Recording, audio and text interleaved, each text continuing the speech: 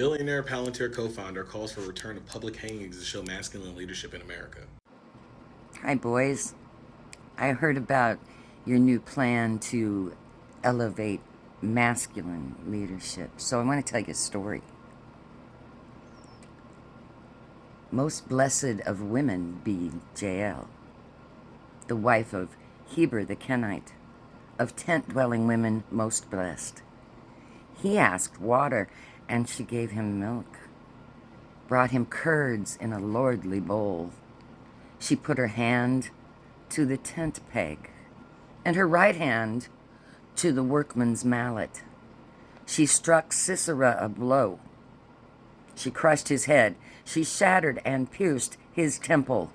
He sank. He fell. He lay still at her feet. At her feet he sank. He fell. Where he sank, there he fell dead. In the story of Israel's battle against Sisera, commander of Canaan's army, salvation did not come through a general or a warrior. It came through a woman in a tent. Sisera fled the battlefield and sought refuge with Jael, the wife of Heber the Kenite. Judges chapter 4, verse 17. She welcomed him, gave him milk, and offered him a place to rest. But while he slept, Jael picked up a tent peg and mallet, the everyday tools of a nomadic woman, and drove the peg through his temple. Sisera fell, and Israel's enemy was defeated. Deborah had already prophesied that Sisera would fall at the hand of a woman. Judges 4, verse 9. Jael fulfilled that word, and in Deborah's victory song, Jael is not condemned. She is celebrated. Most beloved, most blessed of women be Jael. She struck Sisera a blow. She crushed his head. Judges 5, verses 24 through 26. Jael is a Sophia's daughter because she acted with courage in a decisive moment, using what was in her hands to bring justice. She reminds us that God's deliverance can come through unexpected people in unexpected ways. Yet Jael's story has often been told with discomfort. Some interpret her as deceptive, breaking hospitality laws by killing a guest. Others dismiss her as cruel or violent, suggesting her act was unbecoming for a woman. In many sermons, Jael is a footnote compared to Deborah or Barak. Her role minimized, her courage left uncelebrated.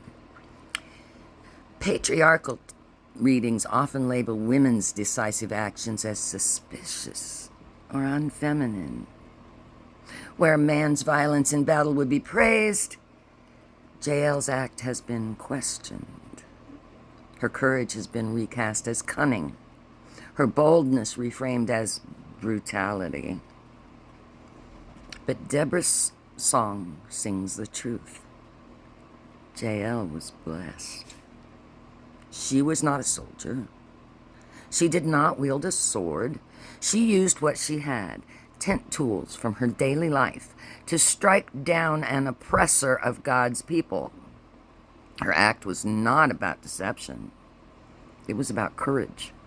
She stood at a crossroads and chose to act when others faltered.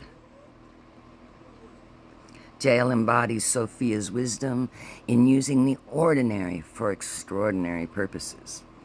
She reminds us that deliverance can come through hands no one expected. She reminds us that justice often rises from the margins, not the center.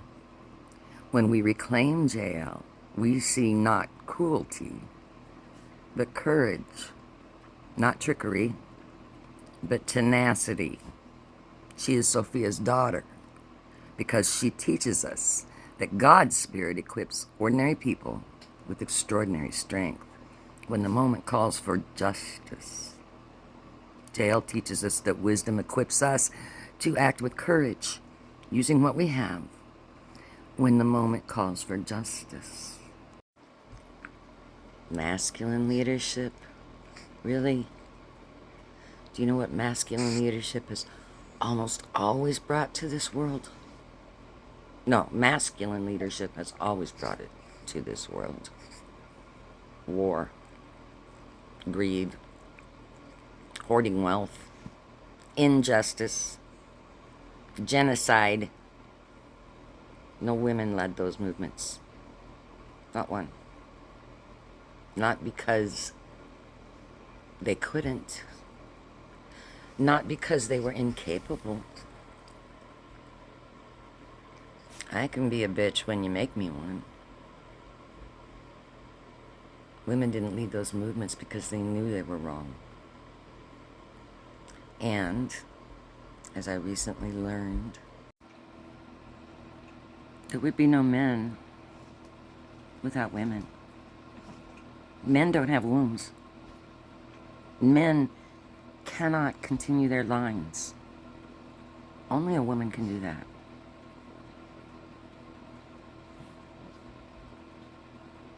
We are way more necessary than thee. And we are where it all begins. Grow up, men. Get a life. And take your public hangings and need to elevate masculine leadership back into the shitter where it belongs.